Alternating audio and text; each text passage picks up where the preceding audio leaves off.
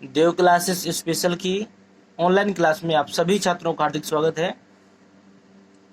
आज से आप सीखने जा रहे हैं इंग्लिश स्पीकिंग कोर्स। आप चाहे बोलिए इंग्लिश स्पीकिंग कोर्स या फिर बोलिए इंग्लिश सीखने का तौर तरीका, ये दोनों तरीके लगभग सेम ही हैं।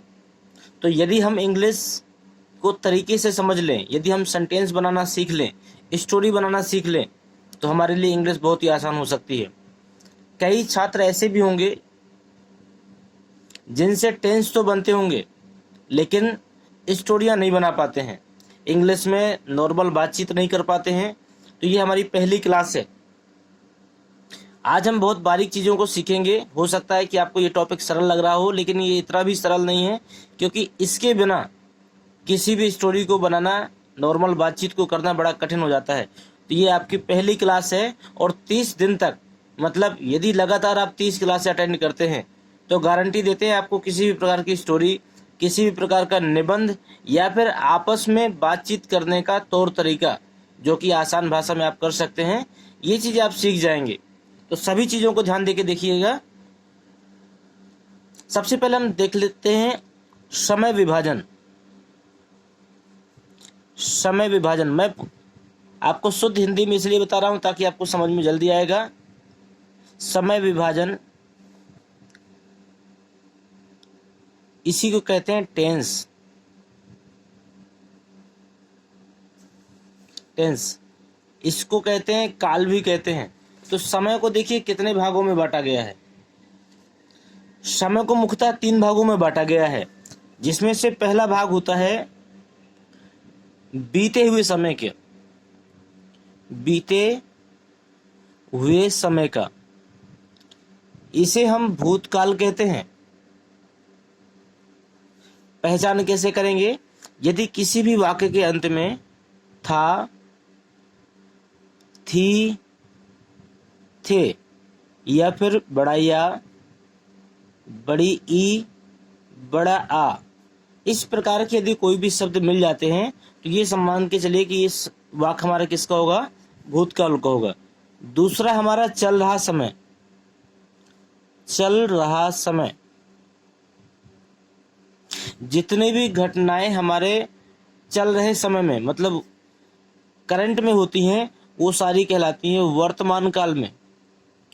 वर्तमान काल में कैसे पहचान करेंगे आप? यदि किसी भी वाक्य के अंत में है, हूं, हो, इस तरह के शब्द यदि आ जाते हैं तो ये हमारा कैसा होगा? वर्तमान काल होगा। और तीसरा होता है भविष्यकाल। इसका मतलब यदि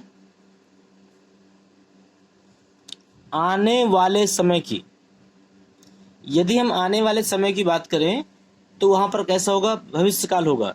इसमें क्या पहचान होती है? लास्ट में गा, गी, गे। देखिए छात्रों, जो भी दर्शक इस वीडियो को देख रहा है, मैं आपको बता दूं, सिर्फ इनसे टेंस का निर्धारण नहीं होता है। था, थी, थे या बड़ा आ, बड़ी ई, है, हूं, हो, इससे आप ये नहीं बता सकते हैं कि टेंस कौन सा होगा, क्योंकि अभी हम किसका प्रयोग पढ़ रहे हैं? अभी हम पढ़ रहे हैं आपको बी का प्रयोग। बी का प्रयोग हम आपको बताएंगे। इसके बाद टेंसों को भी वीडियो आपको मिलेगी। इसमें आप शुरुआत में बेसिक चीज़ों को सीखने जा रहे हैं। यदि आपको इतनी चीज़ें मिलती हैं तो इतना तो पता चल जाएगा कि ये भूतकाल है। भूतकाल का मतलब पास्ट टेंस है। वर्तमान काल का मतलब प्रेजेंट टेंस है। और भविष्य काल का मतलब फ्यूचर टेंस है। ये तो आप निर्धारित कर सकते हैं कि ये फ्यूचर टेंस है, प्रेजेंट टेंस है और पास्ट टेंस है, लेकिन अभी ये निर्धारित नहीं होगा ये टेंसों के अंतर्गत में कौन सा भाग है। यदि सिर्फ ये पहचान मिल जाती है तो ये सिंपल सेंटेंस कहलाते हैं। मतलब सिर्फ आप इन्हें पास्ट टेंस कह सकते हो, आप इन्हें प्रेजेंट टेंस कहते हो, आप इन्हें फ्यूचर टेंस कह सकते हैं।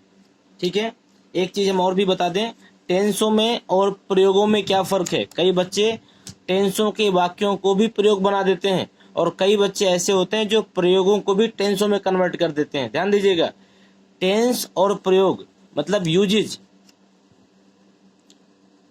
यूजेस एंड टेंस, इसमें क्या फर्क है?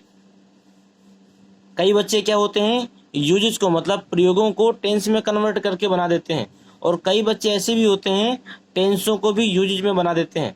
उन्हें सिर्फ है या गा या था, इन सब चीज़ों को देखकर वो टेंस का निर्धारण करते हैं और वाक्यों को तैयार कर देते हैं। जैसे मैं अभी कुछ वाक्य आपको लिख रहा हूँ, हो सकता है कि मन में डाउट हो तो मैं आपको बता देता हूँ। जैसे मैंने एक लिखा वाक्य,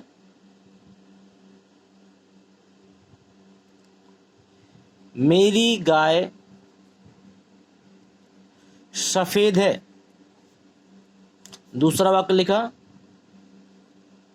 मेरे पास 2 कार थीं। तीसरा वाक्य मैंने लिखा, वे प्रसन्न थे। अब देखिए, और एक वाक्य मैं और लिख देता हूं, वह पढ़ता है। देखिए, इसमें भी है मिल गया और इसमें भी है मिल गया, इसमें भी है मिला और इसमें भी है मिला। तो इन दोनों के है मिल जाने से एक तो पक्का है कि ये प्रेजेंट का होगा, एक तो पक्का है कि ये वाक्य किसका होगा, प्रेजेंट का है। लेकिन आप ये नहीं बता सकते हैं कि प्रेजेंट में ये कौन सा भाग है, ठीक है, क्योंकि मेरी गाय कैसी है, सफेद है, और वह पढ़ता है। सिर्फ है को देखकर आप नहीं बता सकते हैं। तो इसका पहचान क्या हुई कि यदि किसी भी वाक्य के अंत में जो भी आपके शब्द दिए गए होते हैं टेंस के पहचान वाले, उससे ठीक पहले यदि मेन वर्ब मिल जाए, यदि आपको क्या मिल जाए, मुख्य क्रिया मिल जाए, यदि आपको मुख्य क्रिया मिल जाए तो वह वाक्य टेंसों का हो जाता है। ध्यान दीजिएगा, यदि किसी भी वाक्य में मुख्य क्रिया मिल जाए तो वह वाक्य क्या हो जाएगा, टेंसों का हो जाएगा। अब आप कहोगे मुख्य क्रिया क्या है, तो आप ध्यान देना कि जो लास्ट का शब्द होता है, यदि आप उसकी फर्स्ट, सेकेंड और थर्ड फॉर्म बना सको। मैं आपको शुद्ध भाषा में इसलिए बता रहा हूं ताकि आपको सीखने में आसानी हो और आप किसी भी चीज को जल्दी सीख सके। जैसे मैंने कहा रीड्स की देखिए फर्स्ट फॉर्म भी होती है, सेकेंड फॉर्म भी होती है, थर्ड फॉर्म भी होती है, आईएनजी फॉर्म भी होती है, एस या ईएस भी जोड़ सकते हैं। लेकिन इसमें देखिए क्या लिखा है, सफेद। सफेद एक कलर है, इसकी फर्स्ट, सेकेंड, थर्ड फॉर्म नहीं होती है, और ना ही हम इसमें एस या एस जोड़ सकते हैं, और ना ही हम इसमें आईएनजी जोड़ सकते हैं। तो ध्यान दीजिएगा कि जिन वाक्यों के अंत में पाया गया शब्द जिसकी हम फर्स्ट, सेकेंड, थर्ड फॉर्म या आईएनजी फॉर्म बना सके, वो वाक्य आपके टेंस के होते हैं, वो वाक्य प्रयोगों के नहीं होते। और जिन वाक्यों में मेन वर्ब ना दी गई हो, मुख्य क्रिया ना दी गई हो, वो वाक्य क्या होते हैं, प्रयोगों के होते हैं। तो अभी आप लोग प्रयोग पढ़ रहे हैं, प्रयोगों में बहुत कुछ सीखने को बाकी है अभी। अब जैसे इसमें लिखा है मेरे पास 2 कार थी, इसमें भी थी आ गया, और वे प्रसन्न थे, इसमें भी थे आ गया। और मैं एक वाक्य और लिखने जा रहा हूं, 5वां। एक वाक्य मैंने लिखा, सीता खाना खाती थी। अब ध्यान दीजिएगा, यहां पर भी थी है, यहां पर भी थे हैं, और यहां पर भी थी है। तो देखिए तीनों जगह था, थी, थे मिल गए। इसका मतलब ये तो पक्का है कि किसका है, पास्ट का वाक्य है। लेकिन अभी पहचान नहीं हो पा रही कि पास्ट में कौन सा वाक्य है। तो देखिएगा पहले में क्या है, इसमें लिखा हुआ कार। तो ये तो आप समझ गए कि कार की फर्स्ट, सेकेंड और थर्ड फॉर्म नहीं होती, इसलिए ये वाक्य किसका होगा, प्रयोगों का होगा। इसके बाद देखिए इसमें क्या लिखा है, इसमें प्रसन्न लिखा है। अब आपने प्रसन्न की क्या होती है, हैप्पी। कभी भी आपने हैप्पी की फर्स्ट, सेकेंड और थर्ड फॉर्म नहीं पढ़ी होंगी, और ना ही आपने कभी इसमें आईएनजी फॉर्म पढ़ी होगी। इसलिए हमें पता चल गया कि ये वाक्य भी किसका है, प्रयोगों का है। लेकिन हम अब अगले वाक्य में आते हैं, 5वें वाक्य में। यहाँ पे क्या लिखा है, खाती। तो ये तो पक्का था कि ये पास्ट का है, लेकिन खाती में क्या हुआ, ईट। और ईट का आपने सुना होगा, ईट का एट भी होता है सेकेंड फॉर्म, ईटिन भी होती है, और इसकी आईएनजी लगा दे तो ईटिंग भी होती है। तो इसका मतलब कि इसकी फर्स्ट, सेकेंड और थर्ड फॉर्म मिल गई, तो ये वाक्य किसका होगा, ये वाक्य आपका टेंसों का होगा। तो टेंसों को जिस श्रृंखला में हम पढ़ाएंगे, जिस वीडियो में पढ़ाएंगे, उसमें आप टेंसों को पूरी तरह सीखेंगे। फिलहाल अभी हम बी का प्रयोग आपको बताना चाहते हैं। अभी हमने आपको पहचान किया बताई, देखिएगा यूजेस और टेंस में क्या पहचान होती है। टेंस में आपकी मुख्य क्रिया पाई जाती है, मुख्य क्रिया किसे कहते हैं? जिसकी आप फर्स्ट, सेकेंड और थर्ड फॉर्म बना सको और जिसकी आप आईएनजी फॉर्म भी बना सको। ये मुख्य क्रिया कहाँ पाई जाती है? ये वाक्य के अंत में पाई जाती है। और यूजेज किसे कहते हैं? जिसकी आप जिसमें मुख्य क्रिया ना पाई जाए, मुख्य क्रिया ना पाई जाए और जिसकी किसी भी शब्द की आप फर्स्ट, सेकेंड या थर्ड फॉर्म ना बना सको, वो क्या कहलाते हैं? यूजेज। तो जो आप पढ़ रहे हैं बी का प्रयोग, यहाँ पर भी आप is, am, are, was, were पढ़ेंगे, लेकिन इनमें किसी भी वाक्य में आपको फर्स्ट, सेकेंड और थर्ड फॉर्म का प्रयोग नहीं करना होगा। चलिए, एक बात तो समझ में आ गई आपको कि प्रयोग कौन कौन से होते हैं। देखिए, इट का प्रयोग होता है जिसे हम आपको पढ़ाएंगे, is, am, are, was, were का प्रयोग होता है जिसको हम आज आपको पढ़ा रहे हैं। इसके बाद में आपको इट के बाद में देयर का भी प्रयोग होता है, ए, एन, डी का भी प्रयोग होता है, कैन, कुड, मतलब आप कह सकते हैं मोडाल्स के भी प्रयोग होते हैं। और भी बहुत सारे प्रयोग हैं जिन्हें हम आपको एक एक करके पढ़ाएंगे, और टेंसों को हम इसके बाद में पढ़ाएंगे। लेकिन इसमें ध्यान दीजिएगा, टेंसों में क्या फर्क है। टेंसों में क्या होती हैं? टेंसों में पाई जाती हैं मुख्य क्रिया, जो कि आपकी प्रयोगों में नहीं पाई जाती है।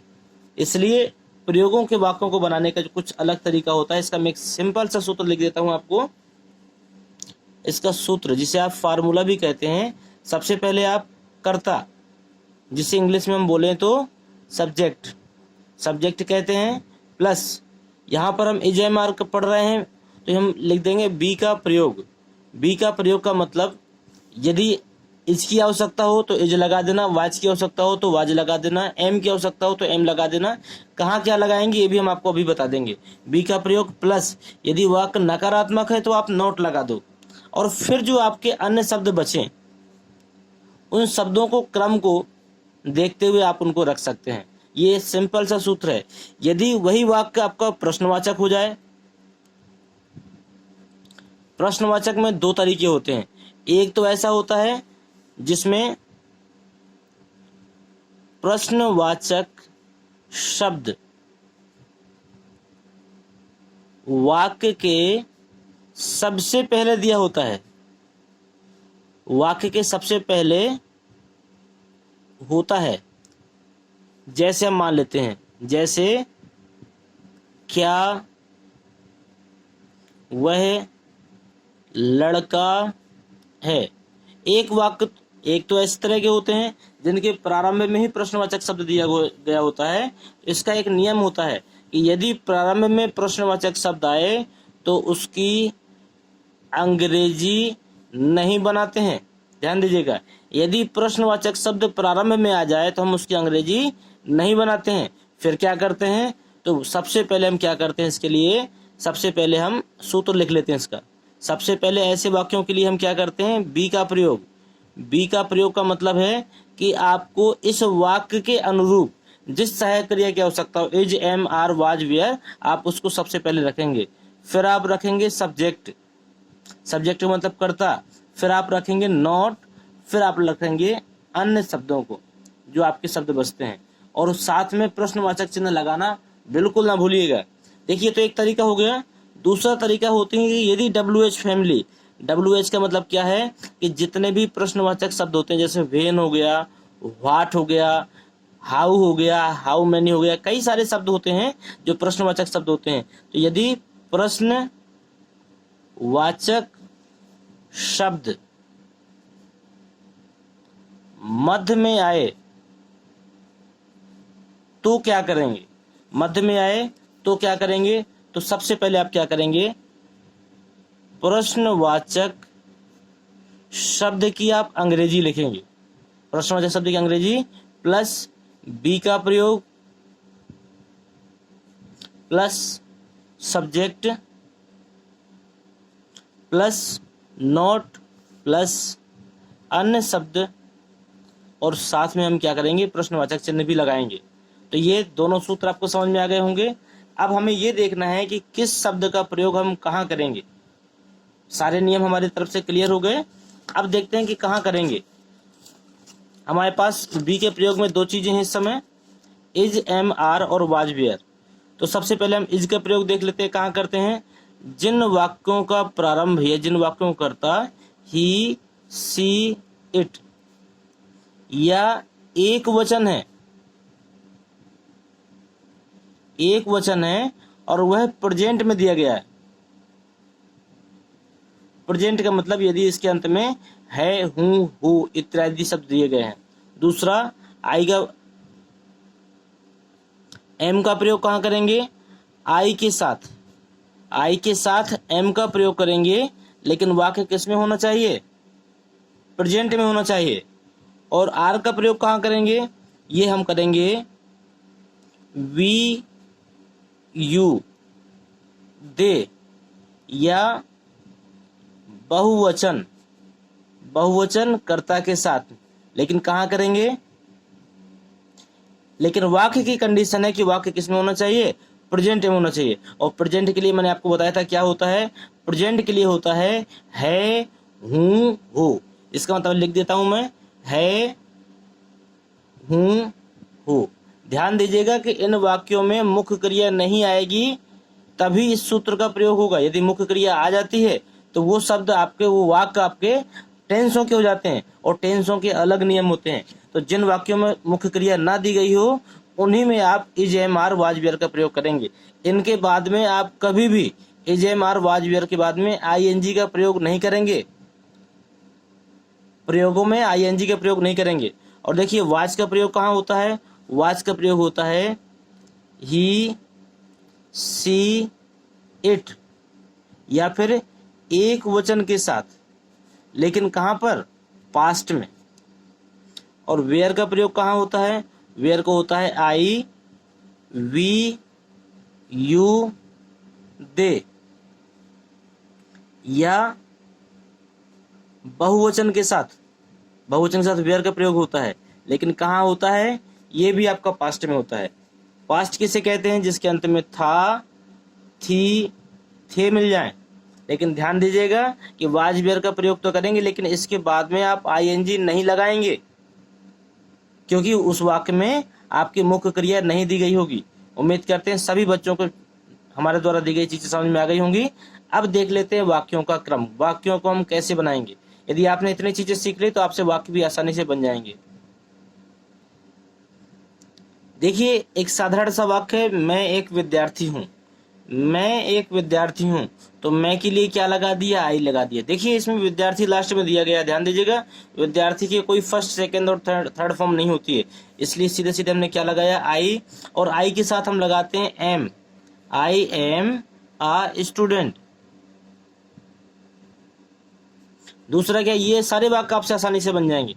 वह एक लड़की है, अभी आज हम साधारण से चल रहे हैं, वह एक लड़की है, तो सी माने होता है वह, सी के साथ क्या लगाते हैं, इज लगाते हैं, सी इज ए गर्ल। वह एक लड़का है, लड़के के लिए ही लगाते हैं, ही इज ए बॉय।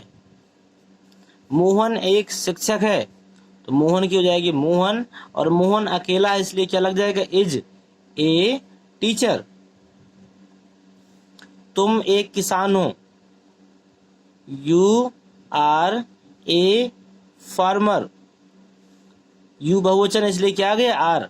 वे प्रसन्न थे, दे वेयर। देखिए दे बहुवचन है तो दे वेयर हैप्पी।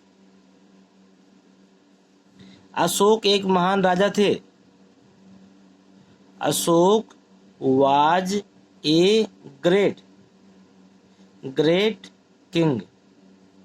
बच्चों ये वीडियो में बहुत सारे वाक्य दिए गए हैं जिन्हें हम आपके लिए छोड़ेंगे होमवर्क के रूप में।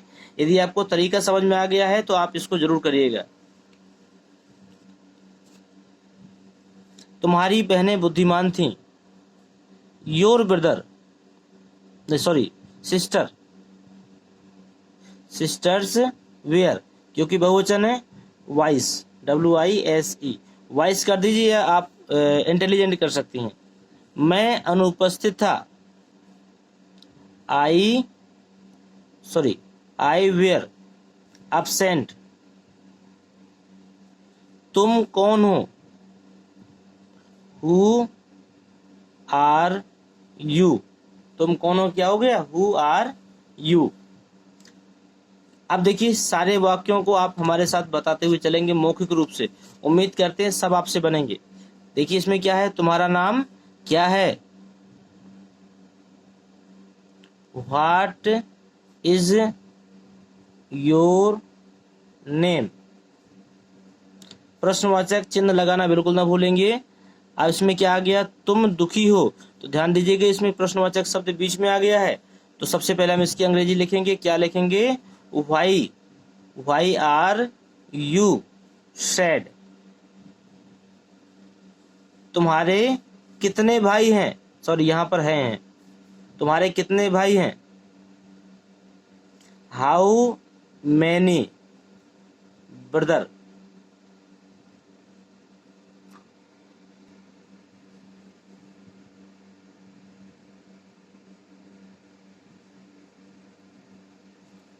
How many brothers are you? तुम्हारी कोट कैसी है? काली है। Your coat is black.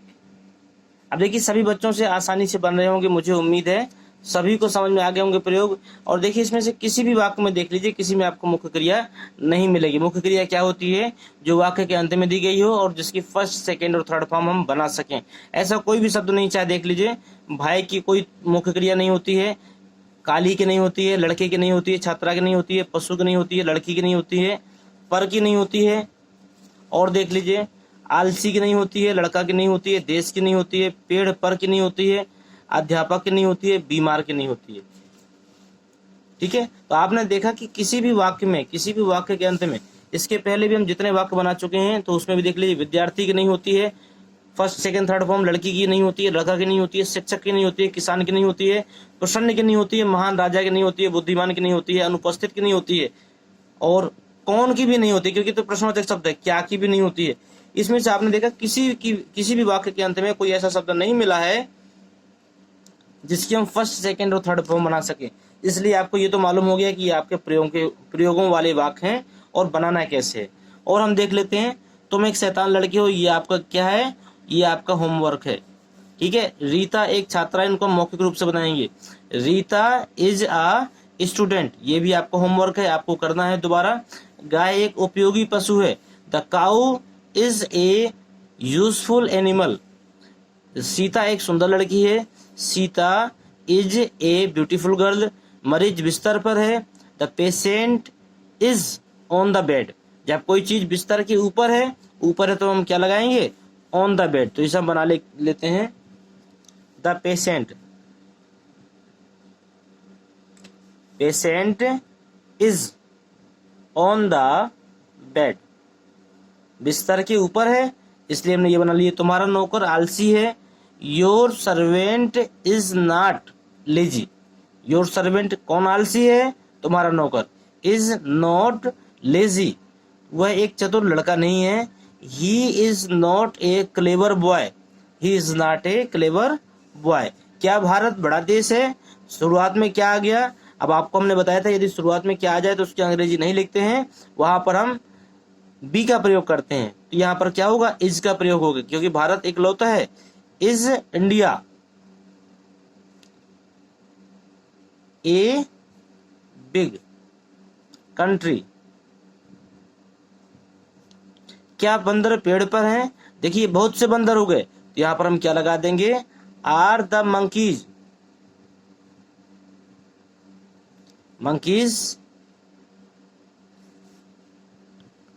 On the trees.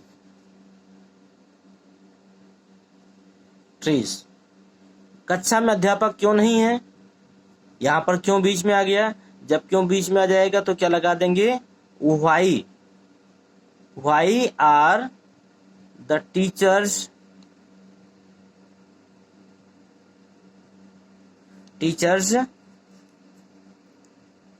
In the class. मेरी बहन बीमार है। My sister is sick. आपने अभी तक में 27 वाक्य देखे। उम्मीद करते हैं ये सारे वाक्य आपसे बनने लगेंगे। यदि आपने इतने वाक्य बना लिए तो गारंटी देते हैं कि आपसे सभी वाक्य बन जाएंगे। कुछ वाक्य मैं आपको और बताता हूं अभी।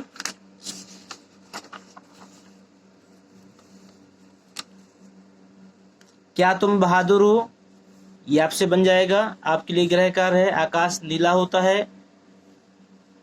क्या तुम्हारे पिता डॉक्टर हैं? तुम कौन हो? राजा दयालु है।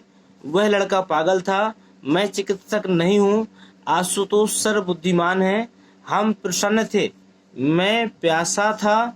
क्या तुम भूखे हो? उसकी कोट सफेद नहीं थी। लड़के शरारती थी। कुल 40 वाक्य। और देखिए यहाँ पर क्या लिखा है, गृह कार्य। तो बच्चों, जितने बच्चों ने भी बी का प्रयोग सीखा, यदि वास्तव में आज संतुष्ट हैं और आपको लगा है कि आज आपने कुछ सीखा है और ये वीडियो आपके लिए हेल्पफुल रही, तो एक काम आपको जरूर करना है कि आपको वीडियो को सब्सक्राइब जरूर करना है और एक लाइक भी करना है यदि आपके लिए हेल्पफुल है तो। नहीं है तो कोई दिक्कत नहीं है। जिन बच्चों को लगे कि वीडियो हमारे लिए हेल्पफुल नहीं है, वो अनलाइक भी कर सकते हैं। और अपने सभी दोस्तों को, सभी जान पहचान वालों को आपको इस वीडियो को ट्रांसफर करना है, ताकि हर बच्चा जो इंग्लिश सीखना चाहता है वो इस वीडियो का लाभ ले सके। आप हमारी अगली वीडियो में देखेंगे, क्या देखेंगे मैं आपको वही बता देता हूँ। आप सीखेंगे इट का प्रयोग, ए का प्रयोग, एन का प्रयोग, दा का प्रयोग। ये आपका इट का प्रयोग आपका दूसरे वीडियो में मिलेगा और तीसरे वीडियो में आपको मिलेगा ए एन और दा का प्रयोग। तो इनके लिए आप हमारे अगले वीडियो का इंतजार करिए। इसी के साथ हम वीडियो को यहीं समाप्त करते हैं। मिलते हैं आपसे अगले वीडियो में। धन्यवाद।